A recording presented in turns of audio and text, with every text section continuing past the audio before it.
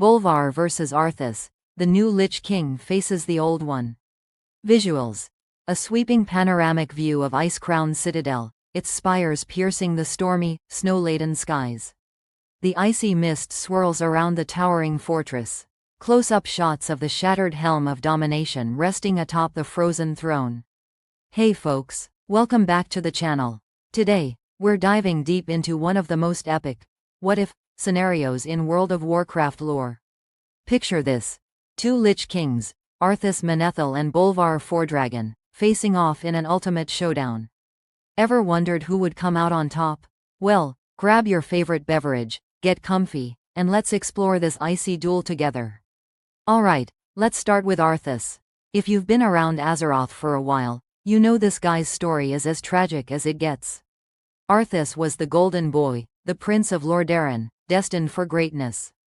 Trained by none other than Uther the Lightbringer himself, he was a paladin with a heart full of courage and a strong sense of justice. And let's not forget his relationship with Jaina Proudmoore, young love amidst the backdrop of looming danger.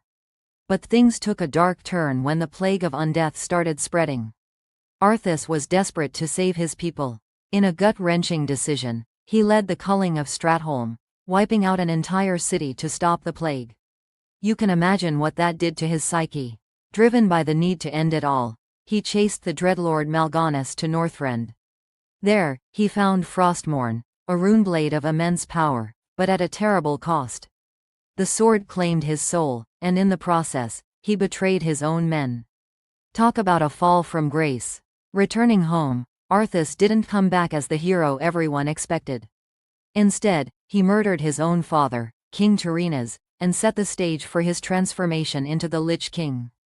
Chills, right? With the helm of domination and Frostmourne in hand, Arthas became the Lich King, merging with the spirit of Ner'zhul atop ice-crowned citadel. He wasn't just sitting on his icy throne, though. Arthas unified the scourge under his iron grip, constructing the massive ice-crowned citadel as his fortress. His power plays? Oh, they were big. He led devastating attacks, like the assault on Quel'Thalas where he corrupted the Sunwell and pretty much decimated the High Elves. Remember Sylvanas Windrunner? She became the Banshee Queen because of him. Then there was his epic duel with Illidan Stormrage. Two powerhouses clashing in the frozen wastes. It's the stuff of legends.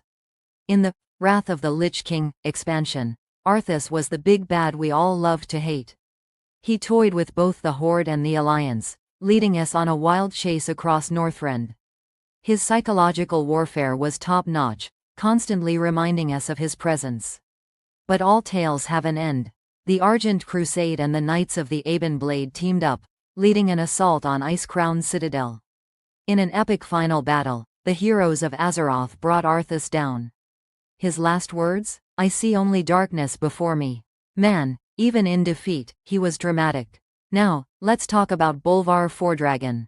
If Arthas was the tragic prince, Bolvar was the steadfast paladin. As the regent of Stormwind, Bolvar was the pillar of strength for the Alliance, especially when King Varian was missing.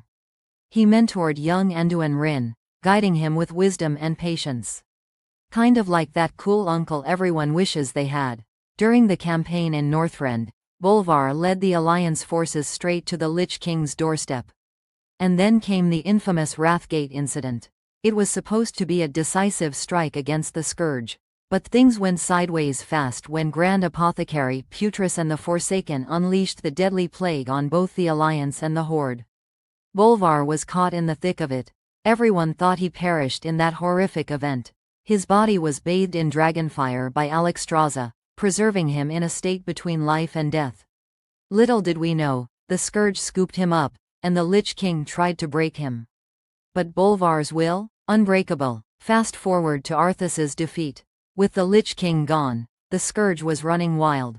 Someone had to take up the mantle to keep those undead in check. Enter Bolvar, scarred by dragonfire, but spirit unbroken. He made the ultimate sacrifice. He convinced Tirion Fordring that he was the only one who could contain the Scourge. Donning the helm of domination wasn't just putting on a fancy hat. It meant eternal isolation, sitting atop the frozen throne, wrestling with the endless minds of the undead. That moment between Bolvar and Tyrion? Heavy stuff. Bolvar knew what he was giving up. He told Tyrion to tell the world that the Lich King was dead and to keep his fate a secret. He became the jailer of the damned, a silent guardian we didn't even know we had. For years, Bolvar held the scourge at bay, a lonely sentinel in the frozen north. Unlike Arthas, he didn't seek to conquer or destroy, he was all about containment. But peace doesn't last long in Azeroth, does it? Enter Sylvanas Windrunner, now the warchief of the Horde and with an agenda of her own. In a jaw-dropping cinematic, she storms Ice-Crowned Citadel and confronts Bolvar. The battle was intense, frost against shadow, dragonfire against banshee rage. And then, the unthinkable happens. Sylvanas defeats Bolvar and doesn't just take the helm of domination, she destroys it. She tears the thing in half like it's a piece of paper. This act shatters the veil between Azeroth and the Shadowlands, kicking off another chain of events that none of us saw coming. Bolvar, dethroned but not defeated, becomes a key ally in the fight against the jailer and the forces threatening all of reality. Alright, so we've got the backstories down. Let's put Arthas and Bolvar side by side. First up, motivations. Arthas was driven by a desperate need to save his people, but that led him down a dark path. His despair and desire for vengeance consumed him, and ultimately, he became what he sought to destroy. Bolvar, on the other hand, chose to become the Lich King out of pure duty and sacrifice. He didn't want power, he wanted to protect Azeroth from the Scourge. Next, leadership styles. Arthas was the epitome of a dark conqueror. He wielded Frostmourne, collected souls like trophies, and aimed to bring all of Azeroth under his icy rule. Bolvar acted more like a jailer. He sat on the throne not to expand his domain, but to keep the undead locked away. As for powers and abilities, Arthas had Frostmourne, a sword that devoured souls and empowered him immensely. His control over necromancy was top tier. Bolvar, infused with dragonfire, had immense resilience and strength. Even without Frostmourne, he commanded the Scourge, but his approach was less aggressive. It's like comparing fire and ice, literally. Now, let's get to the juicy part. Who would win in a fight? Imagine a scenario where time and reality bend, and both Lich Kings face off atop the frozen throne. The atmosphere is crackling with energy. The Scourge doesn't know who to obey. It's chaos. Arthas charges in with Frostmourne gleaming, his eyes glowing a cold blue.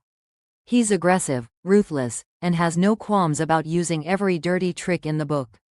Bolvar stands his ground, the heat of dragonfire emanating from him, his eyes burning orange like embers.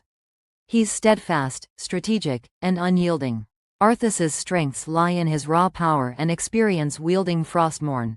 He's a seasoned fighter, and his necromantic abilities are off the charts. Bolvar's strengths are his resilience and immunity to some of the Lich King's usual tricks, thanks to that dragonfire. In terms of outcomes, it's anyone's guess. If it comes down to pure aggression, Arthas might have the edge with his relentless offense. But if Bolvar can withstand the onslaught and exploit Arthas's overconfidence, he could turn the tide. And let's not forget external factors. Who would the Scourge follow? That could tip the balance. At the end of the day, it's an epic clash of titans, and honestly, we'd all just want front row seats to that battle. Beyond the duel, let's think about what their reigns meant for Azeroth. Arthas left deep scars. The Scourge ravaged kingdoms, cultures were decimated, and the very fabric of life was threatened. His actions led to the Forsaken, the Blood Elves' plight, and so much more. Bolvar's influence was more subtle but no less significant. By keeping the Scourge in check, he prevented further devastation. However, the breaking of the helm and the events leading to the Shadowlands expansion showed that even noble intentions can have unforeseen consequences. We can glean some hefty lessons here. Both stories touch on themes of sacrifice, the corrupting nature of power, and redemption. Their choices didn't just affect themselves but shaped the future for everyone on Azeroth. It's a reminder that in this world, and perhaps in ours, the line between hero and villain can blur, and the weight of leadership is a heavy burden. So, there you have it, folks. A deep dive into the tales of two Lich Kings. Arthas and Bolvar, though bearing the same title, were worlds apart in their journeys and intentions.